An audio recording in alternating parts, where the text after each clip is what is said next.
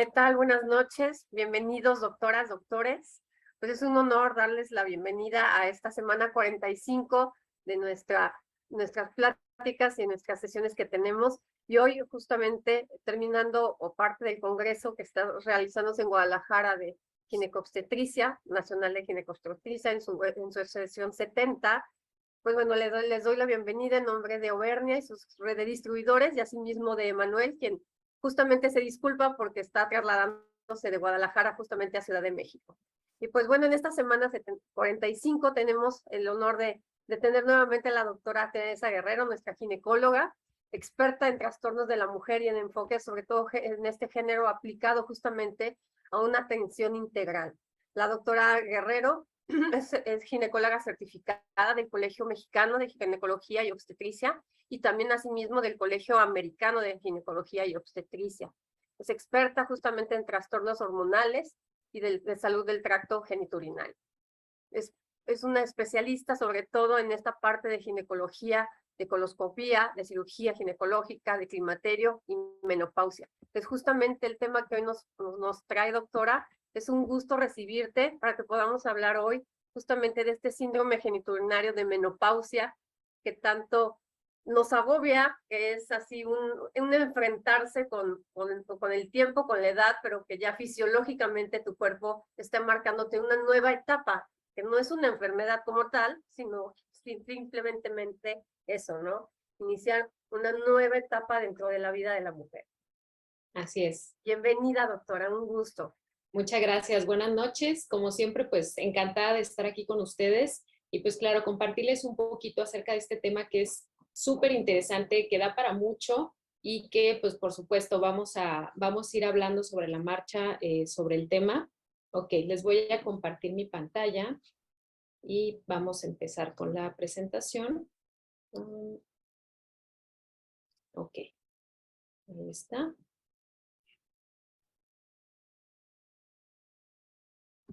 Perfecto. ¿Sí ven ahí mi pantalla? Perfecto, doctora, Ok, excelente. súper. Pues bueno, como ya me presentaron, yo soy la doctora Tere Guerrero, soy ginecóloga, soy especialista en colposcopía y patologías de todo lo que es el tracto genital inferior. Y pues bueno, quería hablarles un poquito acerca de esto, que es el síndrome genitourinario de la menopausia. Seguramente ya sabemos un poco acerca de esto. Es un término relativamente nuevo y probablemente para colegas que estén en esta plática y que no se dediquen a la ginecología, tal vez no les va a sonar como tanto, como tal el término de síndrome genitourinario. Vamos a empezar. Y pues bueno, yo siempre les digo que actualmente la mujer está desarrollándose en todas las etapas de su vida, ¿no? Profesionalmente, cada vez se prepara mucho más, cada vez está más consciente de su apariencia, de verse bien, de cuidarse. Normalmente pues son nuestras pacientes, ¿no? Se cuidan muchísimo de sus tratamientos faciales, del cuero cabelludo, sus tratamientos corporales. Son muy felices porque normalmente les dicen, oye, es que te ves súper bien, te ves muy joven, etcétera, ¿sí? Pero por otro lado, desafortunadamente también tenemos el caso de la paciente que si bien se cuida mucho en su aspecto físico, internamente a veces tiene problemas que no nos refieren la consulta y esto pasa mucho. La paciente ha dejado de tener vida sexual porque le duele, porque le arde, porque ya tiene muchísimas molestias, suele tener mucha incomodidad e inclusive empiezan a tener ya datos de incontinencia, que en muchos casos puede ser leve, pero ya empieza a afectar la calidad de vida de la paciente. Entonces, siempre vale la pena hacer esta pequeña ventana de interrogatorio con la paciente y escarbar un poquito en estos síntomas genitourinarios que ahorita que veamos la estadística, pues se van a dar cuenta que es más frecuente de lo que realmente creemos. Primero que nada, pues, ¿qué es el síndrome genitourinario de la menopausia? Lo que es síndrome genitourinario de la menopausia es un término relativamente nuevo. Este se definió para sustituir el término de atrofia vulvovaginal o atrofia genital, que era lo que utilizábamos anteriormente.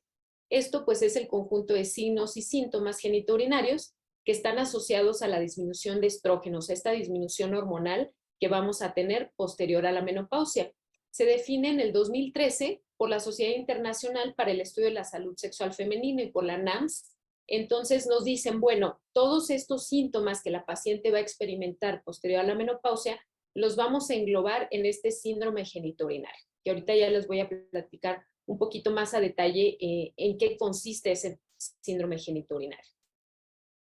En este caso, lo primero que vamos a encontrar van a ser cambios fisiológicos en todo el área genital y cambios físicos muy marcados. Si ven ustedes estas dos imágenes que les puse son como muy comparativas para ver una paciente joven en cuya vulva podemos ver una coloración rosada, tiene buena lubricación, se definen perfectamente los labios mayores y menores. Si hacemos una especuloscopía y colocamos un espejito, vemos el cérvix, podemos ver ese cérvix rosado, ¿sí? Bien lubricado, con una vagina elástica. Y si vemos la imagen del otro lado, vamos a encontrar una imagen completamente diferente. Probablemente, les digo, colegas que no se dedican a la ginecología y que a lo mejor han visto pocas exploraciones genitales o colegas dermatólogos que a veces la paciente también refiere a alguna sintomatología, pues podemos ver este tipo de vulvas, ¿no? Y este tipo de cérvix en los cuales hay una palidez muy marcada de los tejidos. Si se fijan, el epitelio se ve casi que blanco. Hay zonas en las cuales es muy, muy pálido y muy notoria este cambio del epitelio. Vamos a tener una pérdida de la rugosidad de la vagina. Y si se fijan en la imagen de la derecha, en el extremo inferior derecho, vamos a ver cómo se pierde esta anatomía del cérvix, ¿sí? Cuando vemos esta pérdida de la anatomía, un famoso cérvix pupulizado que le decimos, en el cual vemos cómo se pierde esta curvatura normal, porque se pierde lo que son los fondos de saco. Algo que también podemos notar en la imagen superior de la pantalla es cómo la uretra se puede ver muy dilatada, inclusive pareciera el introito vaginal, ¿no? E inclusive a veces lo confunden con el introito vaginal y es la uretra. Esta está tan dilatada, está vertida por estos cambios genitourinarios y son pacientes que obviamente van a tener una sintomatología muy florida. Si vemos ya más objetivamente los síntomas del síndrome genitourinario, pues vamos a tener toda una lista de signos y síntomas que nos va a presentar la paciente. El más común y por el que en muchas ocasiones acuden a una consulta, pues es la sequedad vaginal. Esto pues va de la mano con la disminución de la lubricación, dolor en las relaciones sexuales, y aquí es muy frecuente que la paciente nos diga que inclusive ya suspendió su actividad sexual. Son pacientes que nos dicen, no, doctora, yo ya le dije a mi marido que no voy a tener relaciones sexuales, me duele mucho, sangro, ya no quiero. Y entonces la paciente empieza a evitar las relaciones sexuales por todos estos cambios. Obviamente, al tener menos lubricación, al tener dolor al tener relaciones sexuales, va a disminuir la sensación de excitación durante la relación sexual. Por lo tanto, la paciente pues va a evitar a toda costa este tipo de situaciones. No solamente en el ámbito sexual va a tener cambios, va a tener irritación, va a tener ardor en la vulva y esto pasa muy frecuente que la paciente lo asocia con infección. La paciente normalmente dice, doctora, es que yo a cada rato tengo infecciones. Y es muy frecuente la paciente que nos diga en la consulta, es que yo a cada rato, a cada rato tengo infecciones, a cada rato tengo picazón. Y entonces resulta ser que no es un proceso infeccioso, sino más bien un proceso atrófico. Esto, como vimos en las modificaciones que se dan en la uretra, va a tener disuria, va a tener molestias para orinar. Uno de los síntomas muy característicos de la paciente con síndrome genitourinario es que va a tener aumento en la frecuencia de las micciones, la famosa urgencia urinaria. La paciente nos refiere que tiene que salir corriendo a orinar porque si no puede inclusive a orinarse porque no alcanza a llegar al sanitario. Son pacientes que presentan icturia. Por lo general, la paciente se levanta 2, 3 o más veces durante la noche.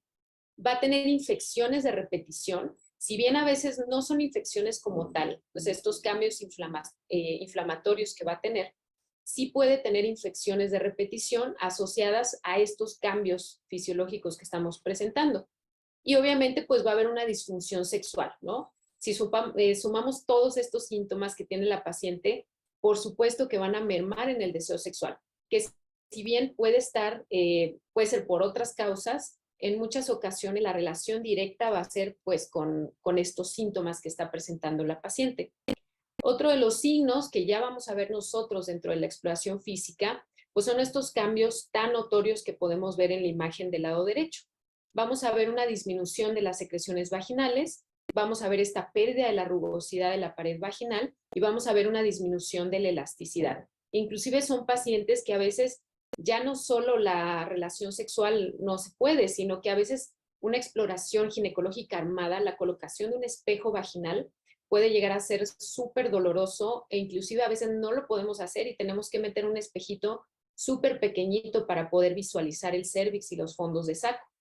Vamos a tener una disminución del tamaño y la reabsorción de los labios menores y mayores. Si se fijan en estas dos imágenes que les puse, que de hecho son de dos pacientes diferentes, vamos a ver cómo cambia la anatomía. En la imagen inferior podemos ver cómo prácticamente ya se perdieron, se fusionaron estos labios mayores y menores. Vemos una mucosa blanca prácticamente, y créanme que no es edición de la imagen, inclusive a veces cuando tenemos a la paciente en persona podemos notar esa palidez todavía mucho más de lo que se refleja en una fotografía.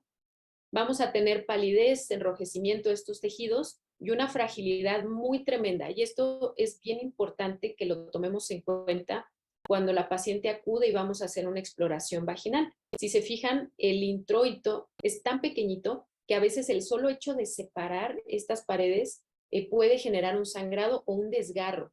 Por lo general, las pacientes empiezan a tener pequeñas cortaduras, sobre todo cuando intentan tener actividad sexual, y pueden llegar a tener cuadros de sangrado bastante importantes, o inclusive nosotros mismos a la hora de hacer una exploración vaginal podemos llegar a generar un sangrado importante si no tenemos el cuidado necesario para revisar a estas pacientes. Otro de los datos pues va a ser el prolapso de la mucosa de la uretra, que lo veíamos en la imagen anterior, era como todavía un poquito más notorio.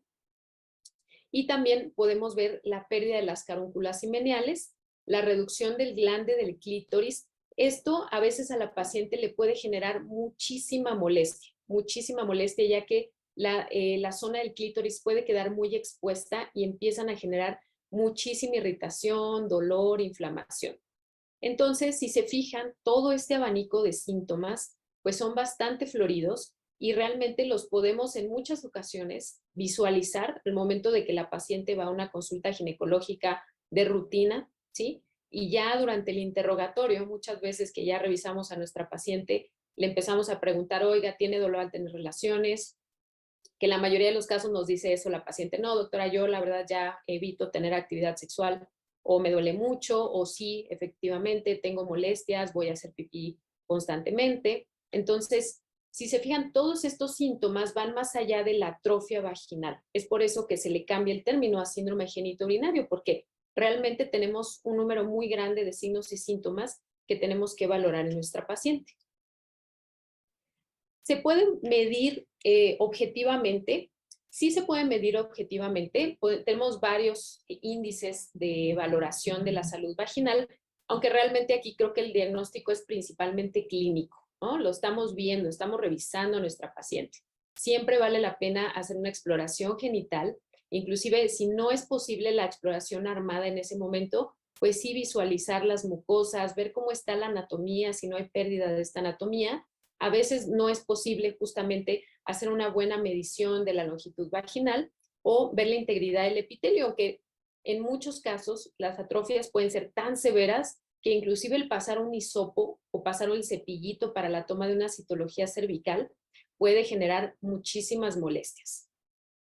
Otro de los cambios que podemos encontrar y que son hallazgos también muy importantes es el cambio a nivel citológico. Esto es bien importante tomarlo en consideración, ya que muchas de estas pacientes todavía van a estar en edad de tomar una citología cervical de rutina. Uno de los cambios que vamos a ver en la celularidad de estas pacientes es que va a cambiar la cantidad de células que vamos a ver en una muestra. Por lo general vamos a ver un aumento de células parabasales y una disminución de las células superficiales. Si recordamos un poquito acerca de la histología de la vagina y el cérvix, vamos a ver que está compuesto por una capa gruesa de células superficiales cuando estamos en edad fértil. Después tenemos una capa de células intermedias que aproximadamente es como el 80% y una pequeña capa de células basales y parabasales que aproximadamente son el 5%.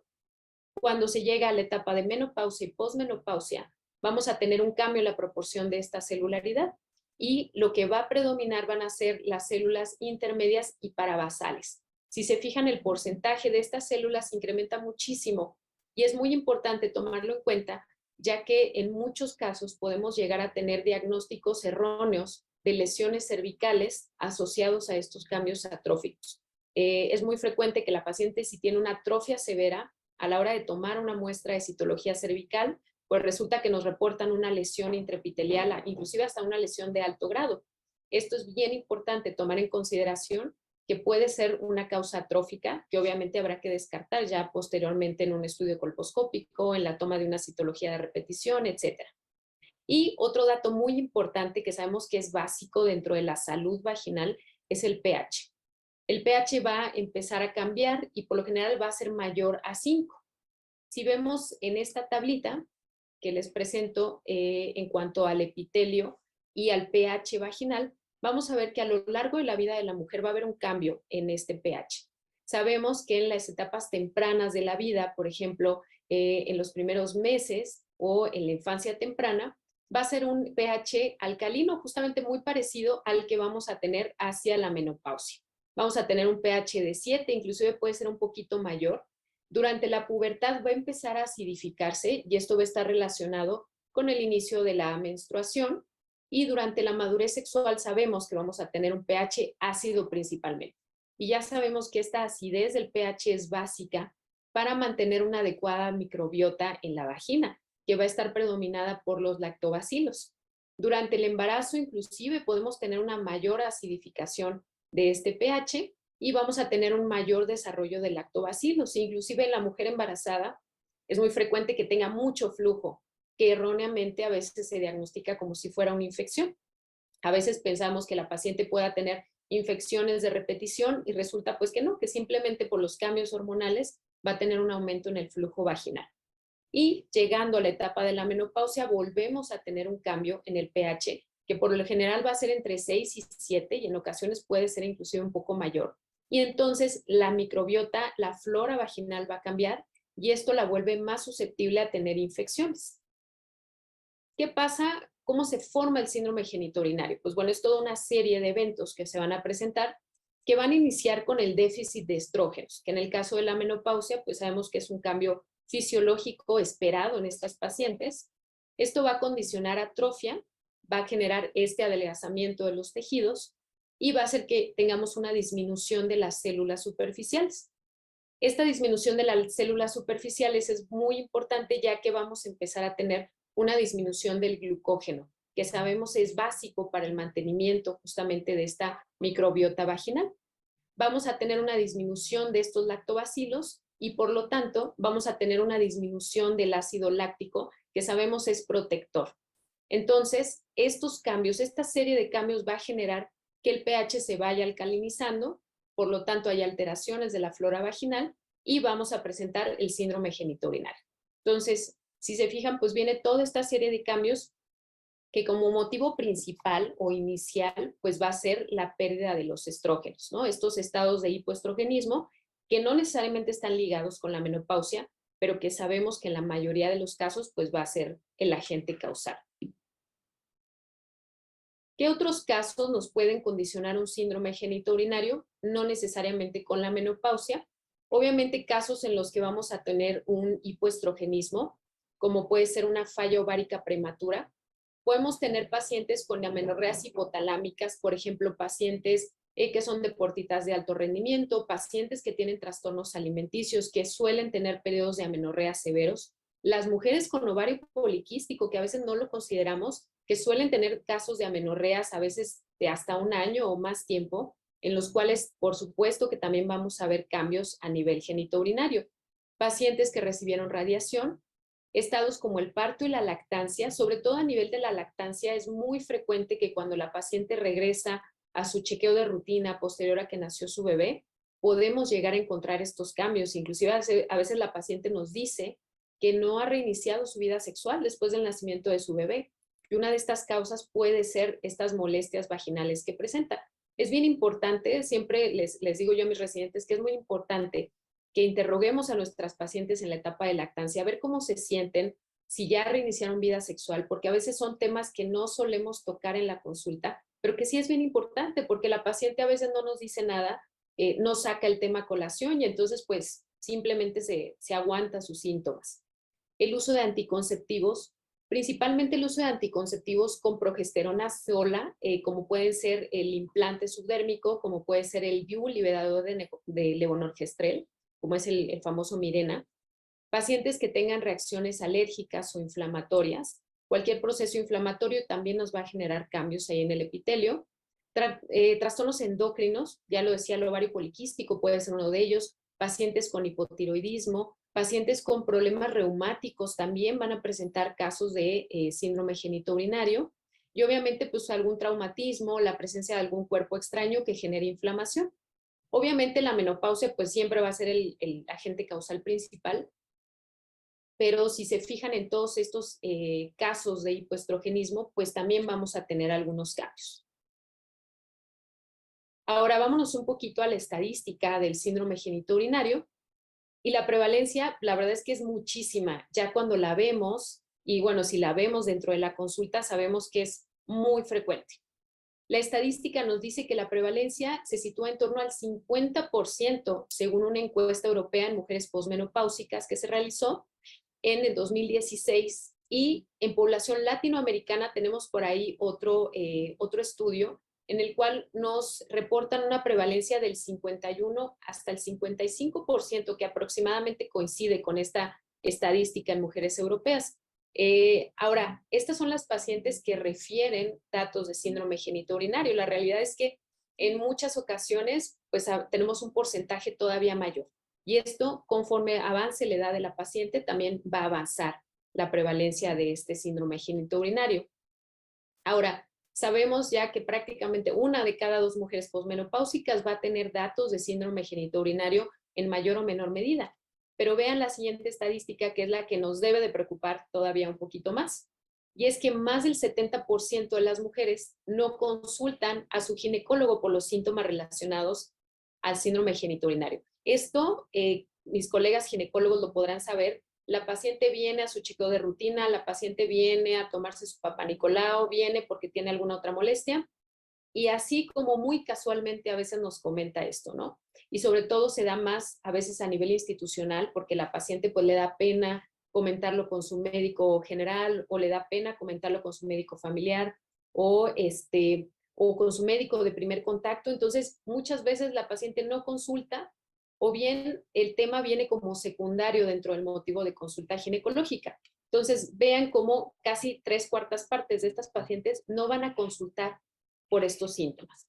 ¿Cuáles pueden ser las causas de que no consultan estos síntomas? Pues bueno, pueden ser muchas. La primera es la pena de referir que tiene síntomas vaginales, que tiene atrofia, que no tiene actividad sexual. Entonces, son temas que desafortunadamente siguen siendo tabú en nuestra sociedad y por lo tanto, pues la paciente a veces no quiere comentarlos. Los usos y costumbres, desafortunadamente en nuestra población, sobre todo en la población mexicana, sabemos que culturalmente todavía la mujer a veces tiene esta opresión en la cual pues la sexualidad es algo de lo que no se habla, ¿no? Mucho menos de síntomas urinarios, mucho menos va a hablar de sus genitales. A veces ni siquiera se ha explorado sus genitales, ni siquiera sabe cómo están. Otra de las razones es este miedo a los tratamientos hormonales, ¿no? Yo les digo, la famosa hormonofobia que tenemos todavía entre muchos colegas médicos inclusive, en el cual la paciente asocia hormonas con cáncer. No, doctora, es que no me vaya a dar hormonas porque me va a dar cáncer, ¿no? Y por supuesto, nuestro peor enemigo actualmente, que es el doctor Google o el doctor Wikipedia, ¿verdad? Que entonces la paciente entra, busca alguna información, se espanta y entonces decide no acudir a una consulta médica para atender sus síntomas. ¿Qué hace la paciente? Pues la paciente se va a las redes sociales, se va a YouTube, se va al TikTok y entonces empieza a buscar remedios caseros, empieza a buscar remedios naturales que en muchas ocasiones empeoran el cuadro y entonces la paciente nos llega con quemaduras químicas por sustancias que se pueda aplicar, puede llegar inclusive con infecciones severas por el uso de ciertos aceites o de ciertas sustancias que por supuesto no debería de introducir en la vagina. Y pues bueno, hay sustancias, hay miles de casos que pueden decirnos las pacientes. Recientemente una paciente me dijo que se ponía cloro poquito, hasta eso aclaró que era poquito cloro, pero es increíble la cantidad de sustancias que la paciente va a buscar en muchas ocasiones con tal de evitar la consulta con el médico.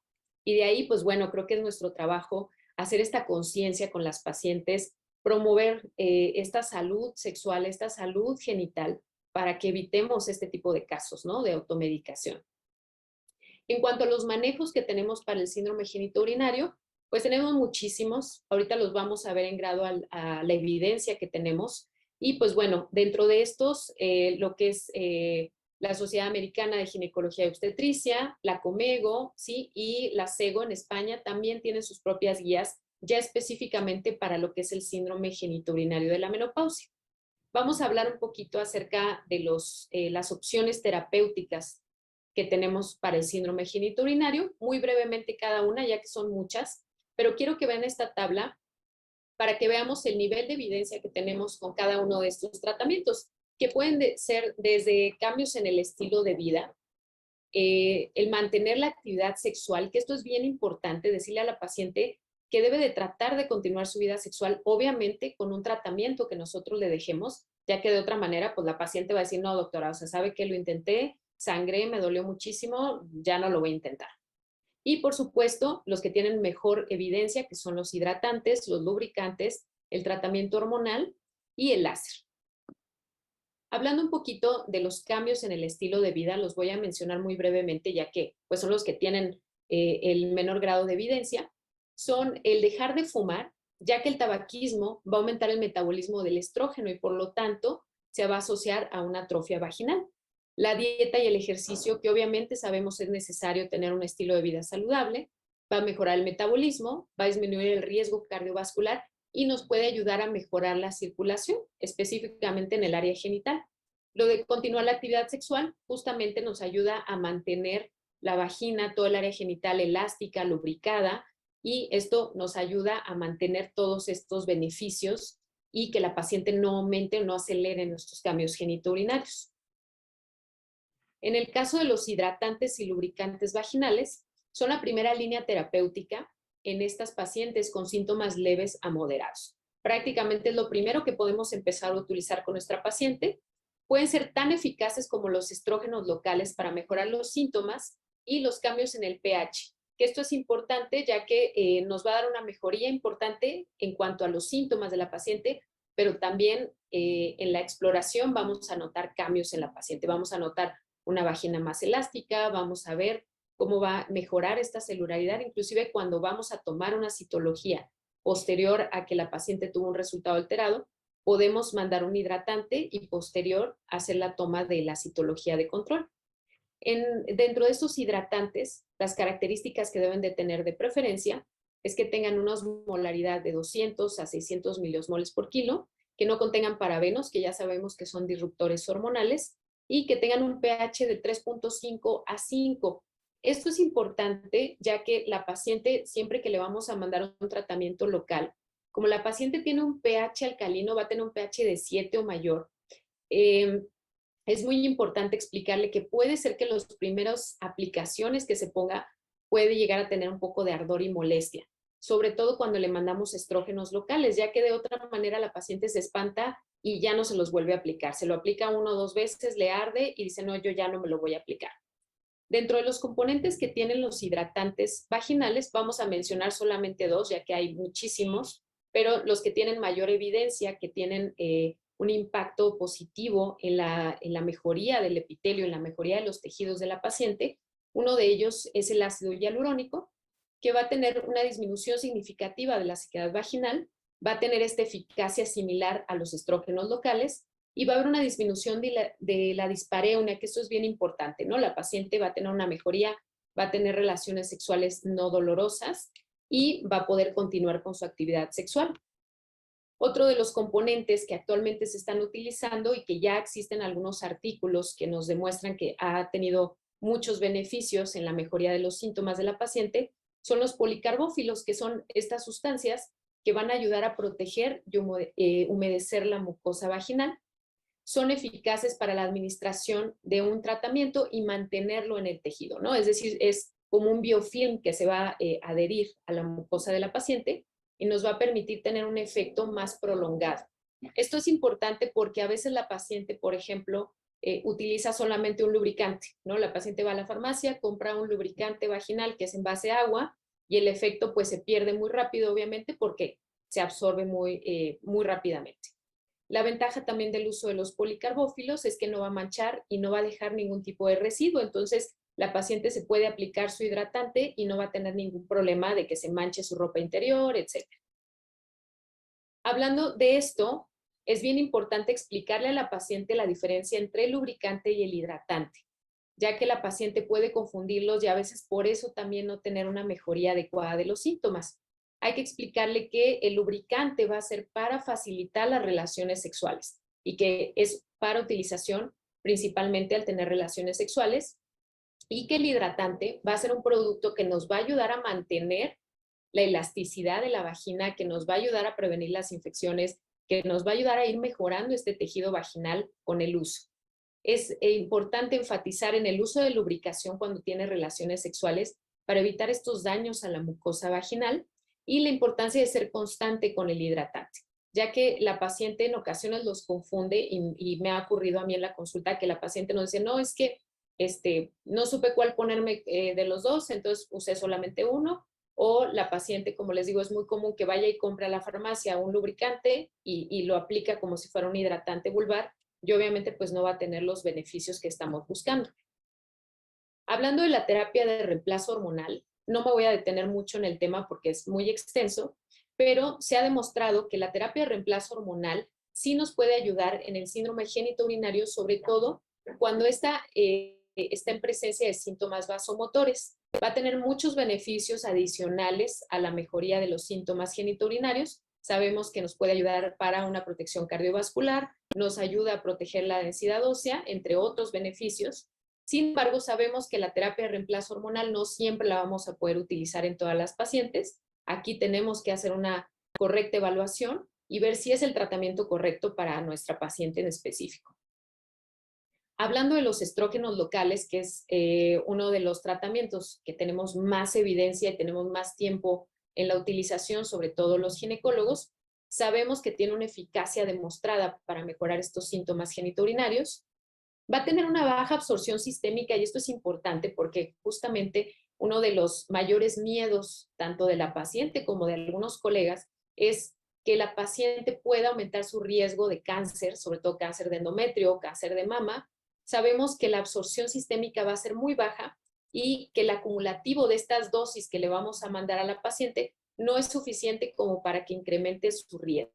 Entonces, no debemos de tener este temor de utilizar estrógenos locales, ya que también son una buena opción para nuestras pacientes, sobre todo en aquella paciente que no mejora con el uso de hidratantes locales.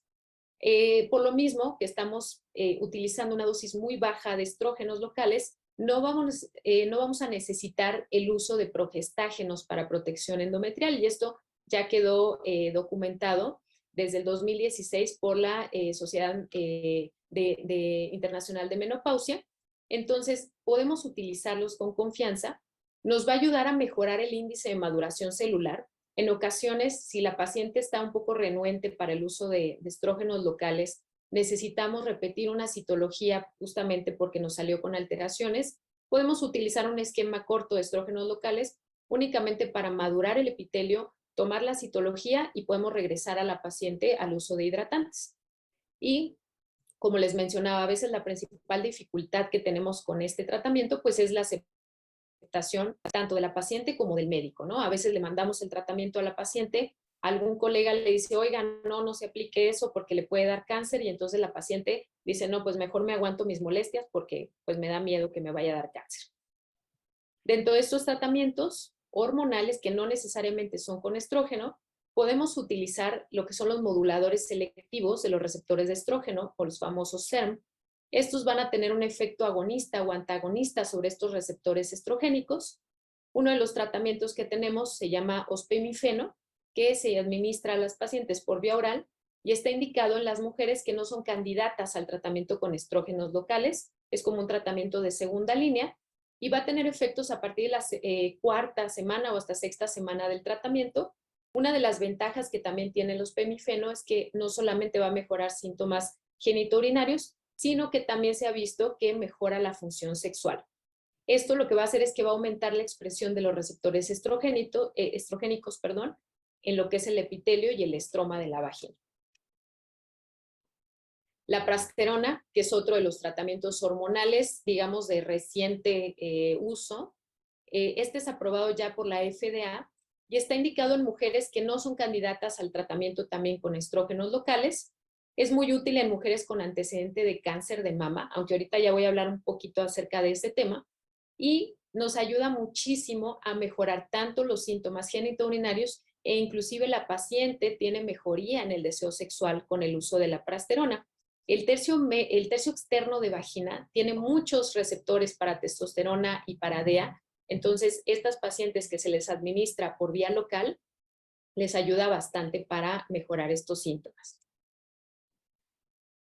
El láser, que bueno, ya el láser más que conocido y seguramente aquí muchos colegas ya realizan láser vaginal, sabemos que es un tratamiento efectivo, aprobado por la FDA, que ya hay más de una década de artículos que demuestran su eficiencia. Esto pues va a ser un efecto regenerativo, sabemos que va a estimular la producción de colágeno, de elastina, de factores de crecimiento. Es un procedimiento seguro, es un procedimiento que podemos hacer en consultorio, que nos va a dar un efecto duradero, que eso es importante en la paciente, nos va a ayudar no solamente con el síndrome genitourinario, sino que también podemos tratar ciertos casos de incontinencia urinaria a la par de mejorar estos síntomas. Y por supuesto, sabemos que es un procedimiento que se puede hacer combinado con otras terapias. Una desventaja relativa que puede tener el láser, pues bueno, obviamente es que aún habemos muy pocos colegas ginecólogos que realizamos tratamientos con láser. La paciente a veces no tiene el recurso económico para someterse a un tratamiento con láser o a veces no tienen acceso a los equipos. Entonces, si bien es un procedimiento muy bueno y que sabemos que tiene muchos resultados, aún no es algo que usemos de manera rutinaria.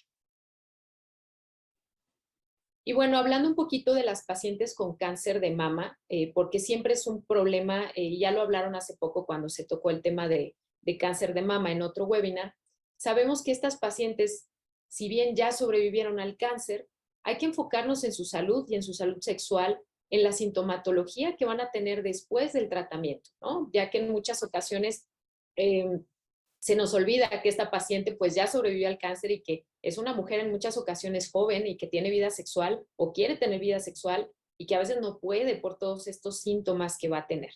Entonces, el Colegio Americano de Ginecología y Obstetricia en diciembre del 2021 lanza este consenso en el cual nos habla del tratamiento de estos síntomas genitourinarios en personas que tuvieron historia de cáncer de mama, inclusive positivo a receptores estrogénicos. Dentro de las tablas de manejo que nos reportan, el manejo, si se fijan, es igual al de pacientes sin antecedente de cáncer de mama. En primera línea nos recomienda los lubricantes, el uso a demanda de la paciente, el uso de hidratantes vaginales, recomienda, por ejemplo, el uso de óvulos con vitamina E o vitamina D, o inclusive el uso de lidocaína para anestesiar un poco la zona, el introito vaginal y tenga menos dolor al tener relaciones sexuales. Pero si vemos la siguiente tabla, que son las opciones hormonales que nos recomienda el Colegio Americano de Ginecología y Obstetricia, vamos a ver que tenemos tratamientos hormonales con estrógenos, es decir, no nos contraindican el uso de estrógenos locales, inclusive en estas pacientes. Obviamente son pacientes que van a estar en vigilancia, que van a estar monitorizadas, pero que sabemos que el uso de dosis pequeñas de estrógenos locales no les va a incrementar el riesgo. Como primera opción nos reportan la prasterona, que puede ser una buena opción en las pacientes, e inclusive también una crema con testosterona le puede funcionar. Pero quiero que vean que dentro de estas tablas sí se recomienda el uso de estrógenos y por lo tanto debemos de empezar a pues quitarnos este miedo, ¿no? De mandarle a la paciente una crema con estrógenos locales porque sabemos que le va a beneficiar. Aunque si tenemos la opción de mandarle un hidratante y la paciente mejora, pues por supuesto que nos podemos quedar hasta ahí con la terapia que le vamos a ofrecer. Este artículo está muy interesante y se los quise poner aquí. Es de la encuesta Wisdom, que se hizo un cuestionario a profesionales de la salud, se incluyeron a 369 ginecólogos y a 275 médicos generales, y se les dio un cuestionario sobre el manejo de estrógenos locales ante mujeres que tenían síndrome genitourinario de la menopausia, con o sin antecedente de cáncer de mama. Vean en la primera tabla en la cual vemos la actitud que tiene el médico, el tratante, ante la terapia estrogénica. Y si se fijan, solamente un 53% de los ginecólogos se sintieron cómodos con el uso de estrógenos locales y un 43% de médicos generales. Pero vean la tabla en el extremo derecho y van a ver que hasta un 13% de los ginecólogos encuestados no le daban tratamiento a la paciente. Y esto es importante, ya que es común que en la consulta la paciente nos diga, no, pues es que fui con mi doctor o fui con otro doctor y me dijo, pues que me aguante, ¿no? Que es normal, que estos síntomas son normales y que pues es parte de la vida casi, ¿no? Entonces vean cómo aquí hasta un 13% de ginecólogos dejó a la paciente o refiere que deja a la paciente sin tratamiento y hasta un 15% de médicos generales. Cuando se les pregunta cuáles pueden ser estas barreras en el tratamiento a la paciente, una de las principales causas fue el miedo a la terapia con estrógenos, ¿no? Hasta un 59% de los ginecólogos reporta este temor con el uso de estrógenos locales y hasta un 51% de los médicos generales. Cuando se les pregunta qué tan cómodos se sienten para prescribir estrógenos locales en una paciente que no tiene antecedente de cáncer de mama y no tiene predisposición, un 95% de los ginecólogos y hasta un 80% de los médicos generales se sintieron cómodos utilizando el tratamiento. Pero cuando se enteran que la paciente tiene una predisposición a cáncer de mama, esta comodidad o esta actitud ante la paciente para prescribir un tratamiento con estrógenos locales cambia completamente y baja hasta un 49% y hasta un 23% en los médicos generales o médicos que no son ginecólogos. Y esto baja tremendamente cuando saben que la paciente tiene un antecedente personal de cáncer de mama. Aquí esto cambia hasta un 34% y hasta un 61% de los médicos generales dicen que no se sienten cómodos utilizando un tratamiento local. Esto es importante ya que la evidencia cada vez nos demuestra más que el uso de estos tratamientos locales son seguros, pero también sabemos que tenemos otras opciones de tratamiento y que es importante tomarlas en cuenta. Si bien no vamos a utilizar de primera intención tal vez una crema con estrógenos, sí saber que existen opciones para nuestra paciente que no son hormonales y que podemos utilizar. ¿Cómo vamos a iniciar el tratamiento? Pues bueno, ya lo vimos, los hidratantes locales van a ser la primera opción terapéutica en la mayoría de los casos. Hay que valorar las necesidades de la paciente, ya que a veces, por ejemplo, ocurre que durante la exploración vemos cambios atróficos importantes, pero cuando interrogamos a la paciente, pues ella nos dice que no refiere ninguna molestia, ¿no? No, doctor, yo no tengo ninguna molestia, yo tengo actividad sexual, no tengo ningún problema. Es raro que ocurra eso, pero puede ser el caso.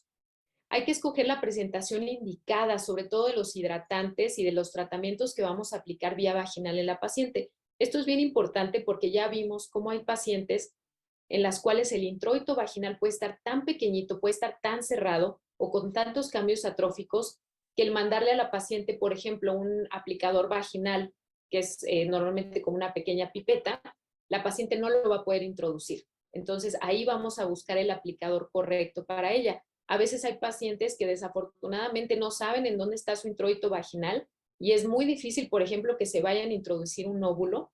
Entonces, siempre tenemos que platicar con ella, valorarla y ver cuál es la presentación que le va a funcionar mejor.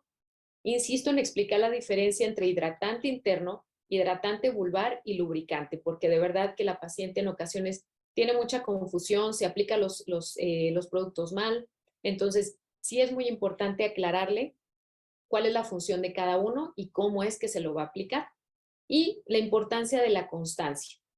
Siempre es importante explicarle a la paciente que estos cambios son secundarios a la falta de producción de estrógeno, que esto pues ya no va a regresar. ¿Sí? Explicarle a la paciente que estos cambios al contrario van a ir a más si no recibe un tratamiento. De lo contrario, la paciente lo va a utilizar durante 2 meses, 3 meses y lo va a suspender. Y obviamente toda esta mejoría que pueda llegar a tener pues va a revertir. Aquí les hice un pequeño algoritmo de cómo es el tratamiento del síndrome genitourinario, aunque obviamente, como ya vimos, hay muchas opciones y por lo tanto podemos a nuestro criterio empezar a jugar con estas combinaciones de tratamiento. Pero básicamente los algoritmos que están publicados dicen que vamos a partir desde el punto si la paciente tiene síntomas vasomotores. En caso de que tenga síntomas vasomotores, podemos iniciar una terapia de reemplazo hormonal si la paciente es candidata y lo podemos combinar con hidratantes locales y lubricantes. En caso de que no hay mejoría, podemos utilizar estrógenos locales e inclusive combinarlo con un láser e hidratantes, en caso de que no tengamos algún cambio. Paciente que no tiene síntomas vasomotores, nos podemos ir directamente al uso de hidratantes locales, lubricantes, y de igual manera, si no hay mejoría, lo podemos utilizar con estrógenos locales o inclusive valorar el uso de un láser. Paciente que no acepte un manejo con terapia de reemplazo hormonal o no sea candidata, podemos utilizar, ya vimos, los hormonales locales, como puede ser la DEA, o bien un tratamiento con los SERMs. Y también es importante saber que se pueden combinar. ¿Cuántas combinaciones podemos hacer a criterio de la paciente? Podemos combinar el uso de hidratantes locales con terapia de reemplazo y a lo mejor ofrecerle un tratamiento con láser. Tal vez nos podemos ir directamente al láser de primera intención si la paciente lo requiere y la paciente acepta el tratamiento. Podemos utilizar la combinación de la DEA, la prasterona local con hidratantes. Podemos dar un tratamiento con los SERM, láser. Entonces, podemos jugar con todas estas combinaciones, ya que cada paciente va a ser diferente y los síntomas pues también van a ser diferentes. Ya para finalizar, les voy a dar un pequeño repaso ahí de los productos que tenemos de la línea de Cum Laude. Obviamente son muchos, solamente me voy a enfocar en los que están, digamos, más indicados para pacientes que sufren de síndrome genitourinario. El primero, pues obviamente va a ser el lubricante, ¿sí? Ya que de esta manera la paciente va a tener relaciones sexuales sin dolor y se van a facilitar. Explicarle que lo va a utilizar para facilitar las relaciones sexuales, que lo puede utilizar todas las veces que sea necesario y por lo tanto lo vamos a dejar como un tratamiento inicial. También la higiene íntima va a ser muy importante. Aquí en este caso la línea de Cum Laude tiene el Deligin, que es un jabón específico para estos estados de hipoestrogenismo. Una característica que tiene este jabón es que tiene un pH de 7, que justamente va a ayudar a que la paciente no presente ardor ni molestia cuando va a iniciar su tratamiento y cuando empiece a utilizarlo. Va a tener emolientes que nos va a ayudar a calmar la irritación y a desinflamar. Dentro de los hidratantes, aquí tenemos 3 opciones y como les decía, es bien importante individualizar a la paciente. Podemos tener este hidratante que tiene su aplicador vaginal, que es como un inserto, que puede aplicar la paciente 3 veces por semana para mejorar estos síntomas genitourinarios. Tenemos también los óvulos de gineceda que los puede aplicar la paciente un óvulo por la noche por 10 noches. En ocasiones, cuando la paciente llega con muchos síntomas muy severos, con mucha sequedad o mucho ardor, podemos mandar un tratamiento inicial con óvulos y posteriormente dejar como mantenimiento los hidratantes vulvares y vaginales. Tenemos el Bidrash, que es un hidratante vulvar. Explicarle a la paciente que este es de uso externo, que nos va a ayudar, inclusive tiene un efecto de rejuvenecimiento ahí de la zona de la vulva. Sabemos que tiene niacinamida, ácido hialurónico, y entonces nos va a ayudar muchísimo para mantener la salud de la vulva, ¿no? Sobre todo de la piel, evitar casos de prurito vulvar, sequedad, que es muy común en estas pacientes. Y tenemos, bueno, me faltó aquí poner el otro aplicador, pero recordemos que hay otro aplicador que es como una pequeña pipeta, sobre todo en pacientes como las imágenes que les mostré, en las cuales el introito es muy pequeñito. A veces es mejor utilizar ese tipo de tratamientos en los que el aplicador es muy chiquitito y la paciente pues nada más tiene que introducirlo ahí un poquito para que se quede el producto en vagina. Y bueno, ya como conclusión, como vimos, el síndrome genitourinario pues, se va a presentar en una gran cantidad de pacientes. Está subdiagnosticado, sí, en muchas ocasiones por falta misma de iniciativa de la paciente para acudir a una consulta, pero definitivamente nos va a afectar en la calidad de vida de las mujeres. Sabemos que actualmente la esperanza de vida va aumentando muchísimo y por lo tanto las mujeres van a atravesar esta etapa de posmenopausia, hasta 1/3 de su vida lo van a pasar en esta etapa. Así que es importante empezar a voltear a ver este tipo de trastornos y pues proporcionarle a la paciente el mejor tratamiento posible. Como ya vimos, la primera línea pues son los hidratantes y como ya vimos también, los estrógenos locales tienen una seguridad bastante alta, ya está muy demostrada, así que pues bueno, sin más, creo que lo dejo hasta aquí. Es un tema muy amplio, traté de abarcar lo más posible, aunque es muchísimo, digo, hay congresos completos hablando de síndrome genitourinario, pero espero que sobre todo para mis colegas que no se dedican a la ginecología, pues les haya servido para saber un poquito más acerca del tema. Y pues por mi parte es todo. Muchas gracias. Doctora, muchísimas gracias. Tenemos una pregunta con relación al láser que utilizas, si es el HIFU. El HIFU nos ayuda a mejorar tono, por ejemplo, pacientes con incontinencia. Lo que les ayuda más aquí es el láser CO2. Ah, ok, correcto. Y bueno, otra parte de las preguntas que también teníamos por parte de algunos médicos es si el piso pélvico como tal también se va a debilitar. Sí, ahora, los trastornos de piso pélvico, la realidad es que los vemos inclusive antes de la menopausia. Es ahí todo un tema, pero sí, las distopias de piso pélvico por lo general inician desde antes de la menopausia. Actualmente las estamos viendo inclusive en mujeres muy jóvenes. Esto, por ejemplo, por el tipo de actividad física. Por ejemplo, pacientes que realizan ejercicios con mucha fuerza y que no tienen una técnica adecuada, empiezan a tener trastornos del piso pélvico. Pero sí, definitivamente se incrementan mucho después de la menopausia. Sí, por supuesto, y es importante. ¿Qué recomendarías justamente para empezar a tratar esta parte bueno, evitar justamente que se venga esta debilitación del piso pélvico? En estos casos, ya actualmente igual trabajamos muy de la mano con fisioterapeutas, ya que se han especializado ya muchísimo en piso pélvico y lo mejor es detectarlos oportunamente y trabajarlos. Inclusive solamente se pueden trabajar con fisioterapia, con muy buena mejoría.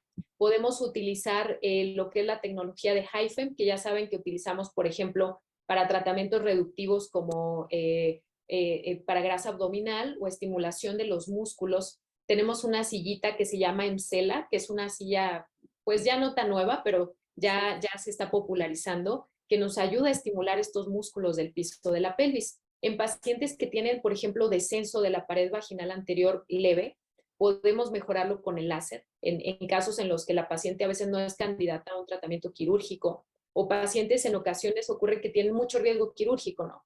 Pacientes que ya son muy mayores, que toman muchos medicamentos, que por alguna situación no son tan candidatas a una cirugía, las podemos manejar inclusive también con láser. Pero actualmente todo va hacia la fisioterapia de piso pélvico porque se ha demostrado bastante mejoría y lo podemos hacer desde muy jóvenes realmente. Sí, claro, por supuesto. Tenemos otras preguntas, doctora, sobre en relación con justamente los hidratantes y los lubricantes. Uh -huh. Si estos se pueden utilizar aun cuando no se presente una menopausia. Sí, por supuesto. De hecho, como les decía, hay situaciones de la paciente en la cual presenta datos de sequedad vaginal y de hipoestrogenismo transitorios e inclusive el mismo estrés, o sea, el mismo estrés de la paciente puede generar un hipoestrogenismo transitorio. Por lo general, la paciente atraviesa con trastornos menstruales o tiene alguna otra sintomatología o pacientes que, por ejemplo, les decía, son usuarios de ciertos anticonceptivos. Ahí a veces nosotros en la consulta ginecológica ya preguntamos como muy directamente, ¿no? Si la paciente trae un diumirena, por ejemplo, o trae un implante, es frecuente que le preguntemos, oye, ¿has notado cambios en la lubricación, etcétera? Porque sí pueden presentar cambios desde mucho antes. Sí, por supuesto. Uh -huh. Y bueno, y también la doctora, el doctor Martín Palma nos pregunta si el colágeno en la aplicación vaginal realmente tiene buenos resultados. El colágeno, la verdad es que no tengo mucha experiencia ahí con el uso del colágeno. Lo que se utiliza mucho combinado, también no lo puse aquí, pero se puede utilizar, es el plasma rico en plaquetas. Y ese sí ya existe también evidencia, aunque la verdad es que los estudios que se han hecho comparativos, por ejemplo, con el uso de estrógenos locales o de policarbófilos, se ha visto una eficacia muy similar. Entonces, la verdad es que nos seguimos decantando hacia el tratamiento local.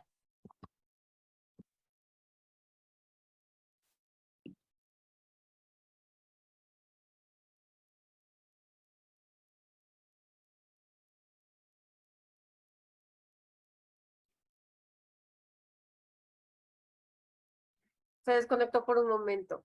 Ay, ¿sí me escucha? Sí. Sí, Ah, ok. no fui yo quien me desconecté por un momento. Doctora, de verdad, muchísimas gracias. Tenemos otra pregunta. Soy José, déjame abrir el chat, perdón, no tenía sonado. Soy José, uroginecólogo. Quisiera hacer un par de preguntas. Claro que sí, por supuesto, doctor. Está abierto el micrófono. Si gustas abrir tu micrófono, doctor, y hacer las preguntas directamente a la doctora Guerrero, con muchísimo No, no gusto. está abierto el micrófono, Gaby.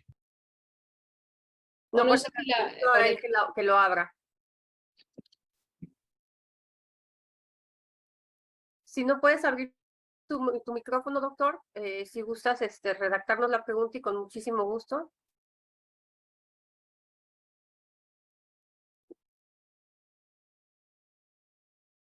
Bueno, creo que es un tema, doctora, que pareciera que sí, justamente como inicias la plática, no lo sabemos hasta que lo ves tú y ves desde la tonalidad, desde la firmeza de los tejidos y demás, ¿no? Pero creo que también es un tema que tenemos que empezar a permear y empezar a crear una nueva cultura para que las mujeres tengamos una mejor menopausia, ¿no? Anticiparnos a un tratamiento preventivo que no nos lleve justamente a tener un síndrome con todas estas condiciones. Sí, así es, son cambios progresivos, pero la situación es que la paciente no, a veces no los menciona. Casi siempre, les digo, en muchas ocasiones lo detectamos nosotros, o bien la paciente cursa con estos síntomas, pero pues no acude a una consulta específicamente para esta sintomatología, ¿no?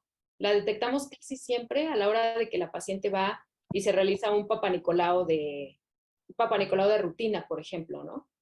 Sí, exactamente, se queda como muy limitado lo que se está buscando y nada más se cree que con ese chequeo estamos al 100% y no es así, es la realidad, ¿no? Así es. Ya ahora sí, ya el doctor José nos hace la pregunta y nos pone que quería hacer comentarios sobre los estrógenos en la base del tratamiento, aún utilizando lubricantes y láser o plasma rico en plaquetas, de por sí esto mejora la circulación. Su comentario es justamente eso, que al utilizar lubricantes y láser o plasma rico en plaquetas, se mejora la circulación en este sentido. Sí. Sí, esto que escribe el doctor aquí creo que es bien importante y sí vale la pena siempre decírselo a la paciente. El tratamiento es de por vida.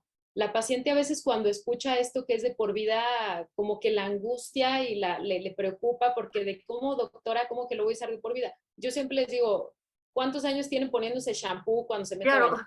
Y ya de pronto como que es, pues sí, ¿verdad? Pues todos los días. Pero este es un tema porque la paciente justamente a veces, yo creo que a veces nos pasa como médicos que a veces obviamos cosas en la consulta que no especificamos y que sí es bien importante decirle a la paciente, ¿no? O sea, decirle, el tratamiento es sin suspender. O sea, sin suspender quiere decir que lo va a utilizar de manera permanente, porque efectivamente a veces nosotros le decimos a la paciente, se va a aplicar la cremita con estriol 2 veces a la semana. Sí. ¿Cuánto tiempo, doctora? Pues permanente, ¿no? Y sí, siempre les genera como mucha preocupación cuando les decimos que es permanente, pero por lo general cuando ya se los ejemplificamos con algo así de, oiga, pues todos los días se pone desodorante y todos los días se pone shampoo, etcétera, ya, como que ya lo ubican un poquito más dentro de su rutina diaria, ¿no? Yo a las pacientes actualmente que les mando justamente sus hidratantes vulvares, lubricante, etcétera, les digo, bueno, es como el skincare de la cara prácticamente, ¿no? Pero pues ahora también le vamos a dar cuidado allá en la zona genital. exactamente, y justamente es parte de esta filosofía que Cum Laude trae hoy a México, que es salud íntima, ¿no? Y la salud íntima es tener una rutina como la de desmaquillarse y como la de justamente lo que mencionas, ¿no? La higiene diaria, pues bueno, no nada más es en el cabello. Si nos tomamos tanto tiempo para desmaquillarnos o maquillarnos, justamente también esto se va a volver una rutina de uso diario que nos lleve a esta salud íntima, ¿no? Así Y es. dejar de estar hablando de padecimientos, sino de medicina preventiva. Y justamente esas rutinas diarias es lo que nos va a llevar a esta nueva cultura. También el doctor José nos menciona que se puede utilizar o mezclar TENS y los productos ya mencionados para mejorar justamente la calidad de los tejidos.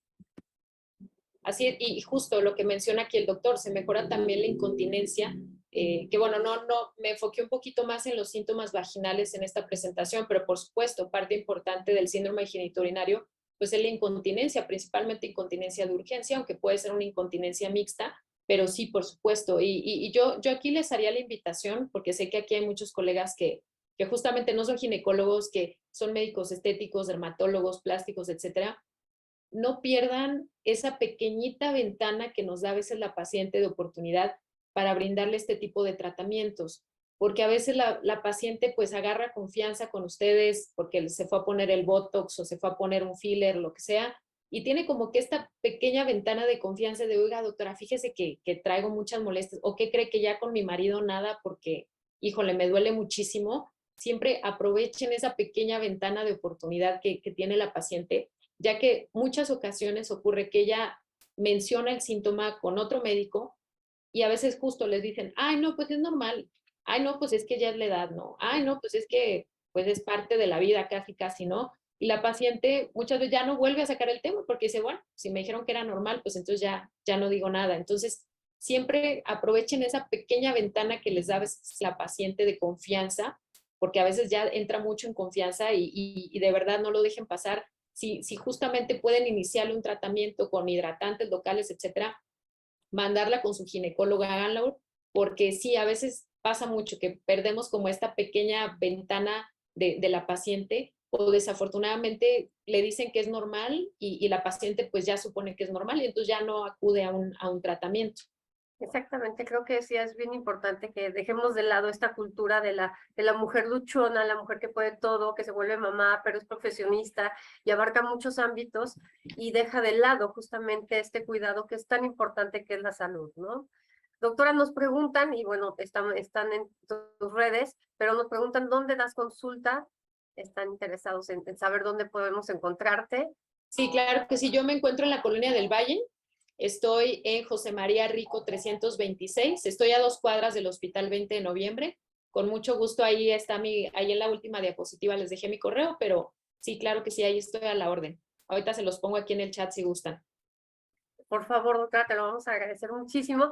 Y de verdad te agradecemos la charla. La verdad es que siempre nos gusta poder tener información de primera mano y sobre todo de alguien que tiene una experiencia clínica tan amplia como la tuya, que también te está dedicada a poderlo compartir, no solo con sus alumnos, sino justamente con tus colegas, y que lleguemos a esta nueva cultura de salud íntima.